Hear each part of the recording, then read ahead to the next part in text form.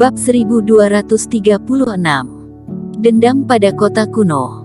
Tidak ada satupun orang di kota kuno Dong Huang ini yang pernah menolak tawaran dari keluarga Song. Mengapa Erik bersikap sombong seperti itu?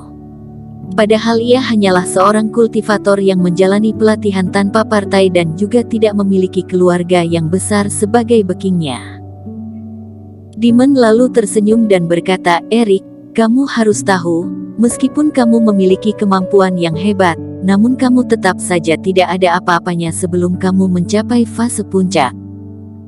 Saat ini, kamu masih merupakan kultivator dalam fase keilahian dan kamu tidak pasti bisa selamat setelah masuk ke wilayah harta karun itu nanti. Kenapa kamu tidak memilih jalan pintas saja? Jalan pintas memanglah baik, namun ada beberapa hal yang harus aku hadapi secara langsung." Erik menggelengkan kepalanya dan kembali berkata, "Jika tidak ada hal lain, maka aku akan pergi terlebih dahulu." Ekspresi wajah Demon terlihat begitu murung saat ini. "Kurang ajar, beraninya kamu menolak tawaran dari Tuan Demon dan bahkan ingin melarikan diri." Ajudan Demon pun mulai berjalan ke arah Erik dan menghalanginya menggunakan energi yang telah mencapai fase distraksi. "Biarkan dia pergi." Demon menggelengkan kepalanya dengan ekspresi tidak senang dan dia pun pergi meninggalkan tempat itu tanpa menatap ke arah Erik.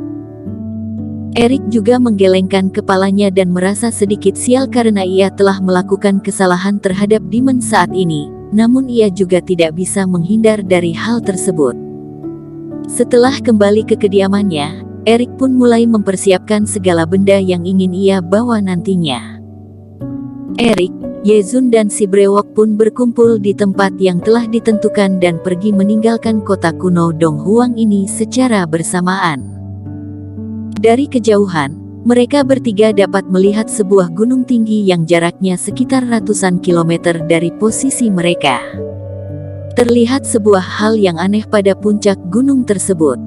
Sebuah pedang besar seperti sedang meratakan puncak gunung tersebut.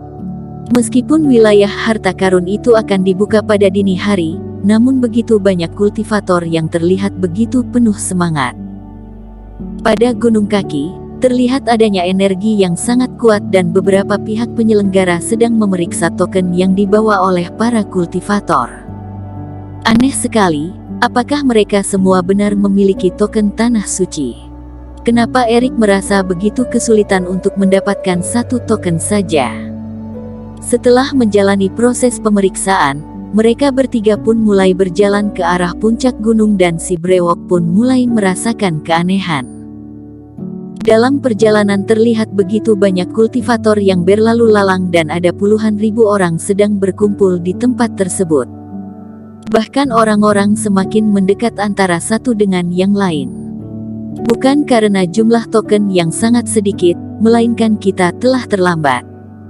Semakin dekat dengan waktu pembukaan wilayah itu, maka jumlah token juga akan semakin susah untuk didapatkan, kata Erik sambil menggelengkan keningnya. "Brewok, token tanah suci ini sudah mulai dibagikan 1 tahun setelah pembukaan wilayah harta karun pada 1000 tahun yang lalu. Bayangkan saja sudah berapa token yang tersebar dalam 1000 tahun belakangan ini," kata Yezun. "Wah, jika 1 tahun dibagikan 100 token, maka selama 1000 tahun telah dibagikan 100.000 token," kata si brewok dengan terkejut. "Dan jangan lupa kalau 1 token bisa digunakan untuk 3 orang," kata Erik. Si brewok merasa begitu tidak berdaya akan hal ini. Awalnya dia mengira kalau dia memiliki kesempatan yang besar untuk masuk ke dalam wilayah itu, namun dia tetap harus berusaha untuk berhimpitan dengan orang banyak ini. Untungnya gunung ini sangatlah luas dan tidaklah terasa sempit meskipun terdapat begitu banyak orang di tempat ini. Sebagian kultivator yang berada di belakang merasa begitu sempit dan memilih untuk menunggu di bawah gunung. Tidak lama kemudian, Noah pun datang dan berdiri bersama mereka bertiga. Setelah menunggu beberapa saat, terlihat sebuah pancaran cahaya berwarna ungu yang sangat terang di atas langit. Cahaya berwarna ungu itu terlihat seperti sebuah karpet yang di atasnya terlihat 2 ekor naga sisik yang sedang menarik sebuah kereta berbentuk naga. Keluarga Song telah tiba, sepertinya acara ini akan segera dimulai. Semua orang terlihat begitu bersemangat dan mulai membicarakan hal ini. Keluarga Song terlihat begitu megah. Setelah kedua naga sisik itu keluar, terlihat juga serpihan bunga yang jatuh dari atas langit dan bahkan terdengar suara alunan biola. Setelah itu, sebuah sosok pun terbang dari dalam kereta naga itu dan berdiri di salah satu pentas yang ada di atas puncak gunung. Selamat datang para hadirin sekalian, terima kasih sudah hadir di sini untuk menyaksikan proses pembukaan Tanah Suci Kaisar Timur. Aku adalah kepala keluarga dari salah satu keluarga besar di kota ini, yaitu Yunus Song, kata seorang pria yang sedang berdiri di atas pentas tersebut. Dia terlihat begitu penuh semangat dalam memperkenalkan silsilah keluarga Song dan juga kehebatan kakek moyangnya yaitu Kelvin Song. Setelah itu, dia pun memperkenalkan beberapa tamu VIP yang juga ikut dalam acara kali ini. Setelah itu, dia mengeluarkan sebuah pedang yang sangat panjang.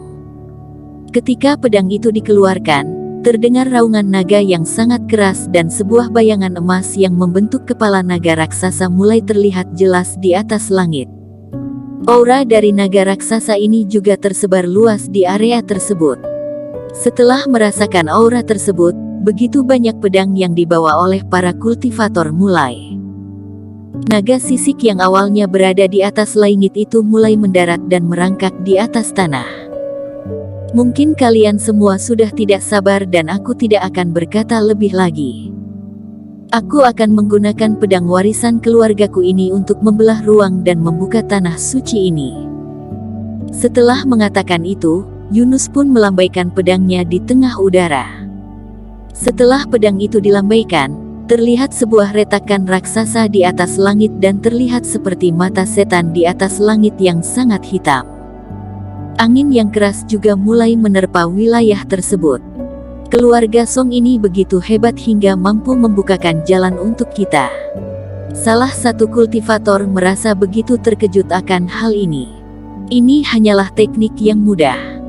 Salah satu kultivator lainnya kembali berkata, retakan raksasa itu sudah ada sejak dulu. Namun kultivator biasa tidak mampu masuk melalui retakan tersebut dan semua orang yang masuk akan musnah karena tiupan angin yang kuat. Hingga saat ini, tiupan angin yang keras itu mulai menghilang dan kepala keluarga Song hanyalah merusak segel dari retakan itu saja. Bro, kamu terlihat begitu mengenal segala proses ini. Apakah kamu sudah pernah mengunjungi wilayah itu sebelumnya? Tanya kultivator lain dengan terkejut. Belum, aku mendengar semua ini dari keluarga Chai. Setelah mendengar perkataan itu, orang-orang yang ada di sekitarnya tidak lagi melanjutkan pembahasan ini. Keluarga Chai termasuk sebagai keluarga yang dihindari oleh banyak orang di kota kuno Donghuang ini. Noah, apakah kamu tahu tentang apa yang mereka katakan itu? Ada apa dengan keluarga Chai? Tanya Ye Zun dengan penuh penasaran. Shh, kecilkan suaramu. Noah terlihat begitu berhati-hati sambil menatap sekelilingnya dan berkata, awalnya, kota kuno Donghuang ini bernama Kota Chai. Kota Chai. Apakah berhubungan dengan keluarga Chai? Tanya si brewok dengan terkejut. Tidak salah, awalnya kota ini merupakan pusat keluarga Chai dan keluarga Chai juga merupakan keluarga dengan kekuasaan tertinggi di wilayah timur ini. Waktu itu, keluarga Song hanyalah keluarga kecil yang tidak memiliki kekuasaan. Pada akhirnya, Kelvin Song pun muncul dan langsung menjatuhkan martabat keluarga Chai dan keluarga Chai mengalami serangan yang sangatlah parah. Pada akhirnya, ia pun membagi wilayah kekuasaannya kepada keluarga lain agar keluarganya tidak dimusnahkan. Namun setelah itu, keluarga Chai pun merebut kembali wilayah kekuasaannya ketika keluarga Song dalam kondisi kacau. Pada akhirnya, Pemimpin wilayah timur pun muncul dan keluarga Song pun meminta bantuan dari pemimpin wilayah timur untuk meminta kembali wilayah kekuasaannya dari keluarga Chai. Kalau begitu, bukankah keluarga Chai sangatlah kasihan? Kata si brewok. Kamu mengira kalau keluarga Chai adalah keluarga yang baik. Noah kembali berkata, waktu itu, keluarga Chai menguasai kota ini hanya untuk keuntungan pribadinya dan membuat kota ini tercemar. Dulunya, kota ini bahkan terlihat seperti area bermain bagi para setan. Sepertinya itu bukanlah hal yang baik, kata Eric. Apakah kedua keluarga itu baik-baik saja pada akhirnya? Tanya Yezun.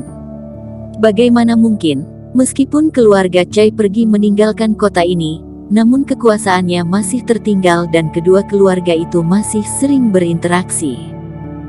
Dan juga tanah suci Kaisar Timur ini awalnya juga dikuasai oleh keluarga Chai. Namun pada akhirnya semua ini diambil alih oleh keluarga Song dan setiap kali wilayah ini dibuka, maka keluarga Chai akan datang untuk membuat kekacauan. Aku merasa kalau keluarga Chai akan segera tiba di tempat ini sekarang, kata Noah sambil tersenyum. Bersambung. Terima kasih telah menonton video ini sampai akhir. Jangan lupa subscribe dan nantikan kisah episode selanjutnya hanya di Novel Story. Salam.